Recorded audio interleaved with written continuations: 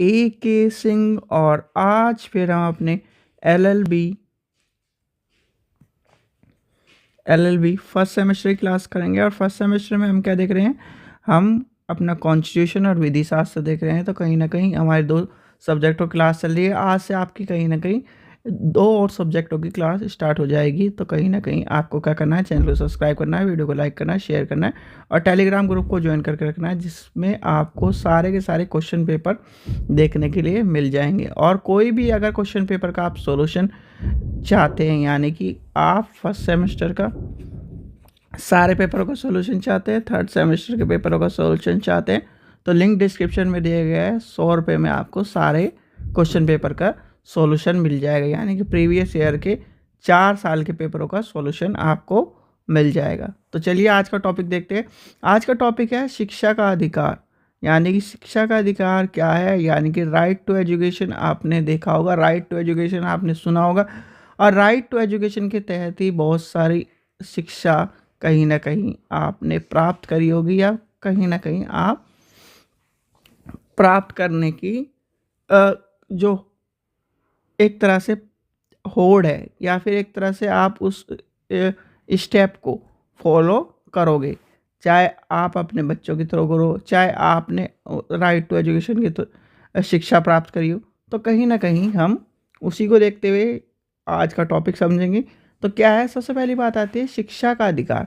यानी कि सरकार ने, गवर्नमेंट ने कहीं ना कहीं जिस तरह से व्यक्ति को एक स्वतंत्रता का अधिकार चाहिए, जीवन का अधिकार चाहिए, उसी तरह से सरकार का ये मानना है कि कहीं ना कहीं शिक्षा का अधिकार भी व्यक्ति के जीवन में, व्यक्ति के लिए अति आवश्यक है।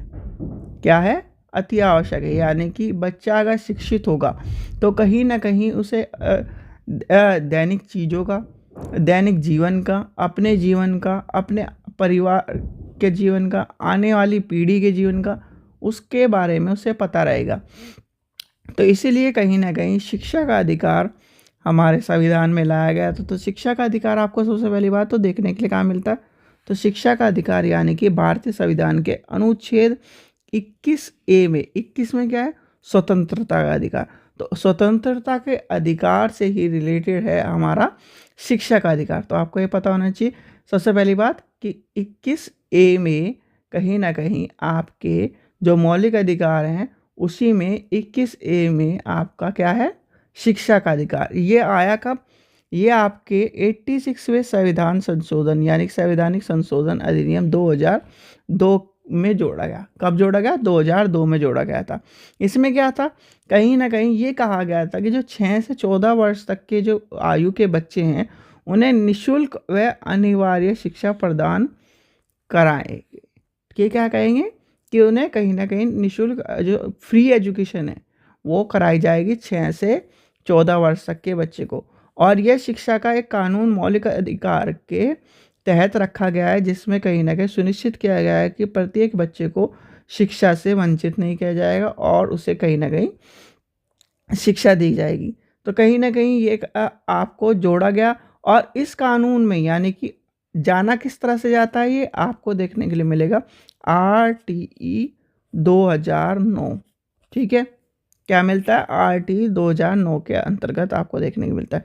इसे लागू करने के लिए शिक्षा अधिकार अधिनियम 2009, जिसे हम राइट टू एजुकेशन एक्ट 2009 कहते हैं। क्या कहते हैं, 2009 जोड़ा कब गया, 2002 में। ठीक है, और आया कब, 2009 में। तो इसलिए कहीं ना कहीं इसको आप इसे छोड़ दीजिए, आप कंफ्यूजन हो तो कहीं ना कहीं RTE जो है 2009 में आपको देखने के लिए मिलता है। यानी कि शिक्षा का अधिकार आपको कब मिलता है, 2009 में। अच्छा, एक चीज़ और मैं यहीं से आपसे पूछने लगूं, यानी कि जो आर्टिकल हमारा 40 यानी कि अनुच्छेद 44 क्या कहता है, बताइए। अनुच्छेद 44 क्या इससे संबंधित है कुछ, क्या नहीं। अगर कोई भी बच्चा थोड़ा सा भी आर्टिकल के बारे में जानता होगा, तो आर्टिकल हमारा जो है वो 44 क्या कहता है, किस चीज़ के बारे में कहता है, बताइए। आर्टिकल 44 क्या कहता है? क्या इससे संबंधित है या किसी और से संबंधित है? कहीं ना कहीं ये सब चीज़ें आपको पता होनी चाहिए कि कन्फ्यूज़न जो है, कन्फ्यूज़न वो दूर हो जाए। जो शिक्षा का अधिकार है यानी कि आर्टिकल 44 क्या कहता है? आर्टिकल 44 जो बच्चों को पता होगा, राज्य यानी कि राज्य जो है भारत के पूरे क्षेत्र के नागरिकों के लिए एक समान नागरिक संहिता की बात करता है, यानी कि यूनिफॉर्म सिविल कोड की बात करता है, यानी यूसीसी की बात करता है।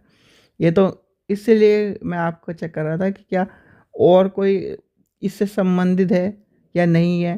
तो ये आपको पता होना चाहिए राइट टू एजुकेशन के बारे में, यानी कि शिक्षा का अधिकार हमारे किसके बारे में कहता है? हमें 6 से 14 वर्ष तक की आयु की शिक्षा की बात करता है। और राइट टू एजुकेशन ही एक ऐसा कानून है जो कहीं ना कहीं जैसे जीवन का अधिकार क्या है, वो आपको किस लिए होना चाहिए? वो कहीं ना कहीं जीवन का अधिकार, जीने का अधिकार स्वतंत्रता के अंतर्गत आता है। अब क्या है? 44 आपका किससे? यूसी से संबंधित। और 45, अच्छा 45 किससे संबंधित है? अगर आपसे कोई पूछने लगे कि 45 किससे संबंधित है, तो अनुच्छेद 45 क्या कहता है? अनुच्छेद 45 कहता है कि मूल रूप से 14 वर्ष तक के बच्चों के लिए निःशुल्क अनिवार्य शिक्षा प्रदान का निर्देश देता है। और कहीं ना कहीं जो 86वें संविधान संशोधन के बाद इस भूमिका का, यानी कि इसकी भूमिका बदल गई और 6 से कम वर्ष के बच्चों के लिए प्रारंभिक बाल्य अवस्था देखभाल और शिक्षा संबंधित नीति का निर्देश दिया गया था। कौन से अनुच्छेद में? आपका 45, ये ध्यान रखना 45 में है। 44 में गया है यूसीसी और 45 में आपका इसके बारे में बताया गया। यानी 44 जो है बदलाव और वर्तमान स्थिति में क्या कहता है? संविधान लागू होने के यानी कि 10 वर्ष से के भीतर या 14 वर्ष तक के बच्चों को मुफ्त और अनिवार्य कहीं ना कहीं शिक्षा की बात करी गई है। 2002 में कहीं ना कहीं अधिकार बना। लागू कब हुआ? 2009 में। और कहीं ना कहीं आपके लिए जो नीति निर्देश सिद्धांत है, यानी कि नीति निर्देश सिद्धांत कहाँ है? ठीक है, तो ये आपको पता होना चाहिए।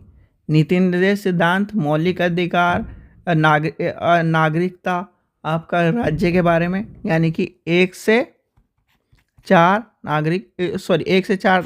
राज्य के बारे में। फिर आपका 5 से 11 क्या है? नागरिकता। 12 से 35 और 36 से 51 के बाद 51A। ठीक है, तो ये इस तरह से आपको ये सारे याद कर लेने हैं। ठीक है, तो कहीं ना कहीं क्या कहता है राइट टू एजुकेशन? क्या कहता है? 6 से 14 वर्ष तक के लिए शिक्षा क्या है? मुफ्त होनी चाहिए। कौन से अनुच्छेद में? 21A में। ठीक है, फिर क्या करता है? नीति निर्देश तत्व जो हमारे हैं उसमें 45 में आपको ये सारी चीज़ें बताता है, यानी कि मौलिक अधिकार बनाम नीति निर्देश तत्व के नाम से जाना जाता है वो, जिसमें आपको पता होना चाहिए मौलिक अधिकार बनाम नीति निर्देश में क्या कहता है? अनुच्छेद 21A के तहत शिक्षा का अधिकार मौलिक अधिकार है, जिसका अर्थ है कि जिसमें कानूनी तौर पर लागू किया गया है। और वही अनुच्छेद 45 में एक नीति निर्देश सिद्धांत है जो यह एक लक्ष्य निर्धारित करता है और ये एक तरह से सुनिश्चित करने की बात करता है कि कहीं ना कहीं जो 14 वर्ष तक से कम के बच्चे हैं उन्हें मुफ्त और अनिवार्य शिक्षा देनी चाहिए। ठीक है, तो ये सब चीज़ें आपको पता होनी चाहिए, यानी कि राज्य की और राज्य मतलब स्टेट की बात कर रहा हूँ मैं। ठीक है, कंट्री की बात नहीं कर रहा, कि स्टेट का काम है कि राइट टू एजुकेशन में 45 यानी नीति निर्देश तत्व किस पे लागू होता है? नीति निर्देश तत्व जो हैं वो सारे के सारे किसके अंतर्गत आते हैं? ये आपको पता होना चाहिए। दोनों चीज़ें, मौलिक अधिकार नीति, यानी कि मौलिक अधिकार पूरे उसमें चलेंगे, नीति निर्देश तत्व राज्य के अंतर्गत सारी चीज़ें काम करेंगी। तो कहीं ना कहीं 45 और 21A की कहानी ये है। ठीक है बच्चों, चलिए आशा करता हूँ आपको वीडियो पसंद आई। वीडियो पसंद आई तो लाइक करें, चैनल को सब्सक्राइब करें, वीडियो को ज़्यादा से शेयर करें। Thank you.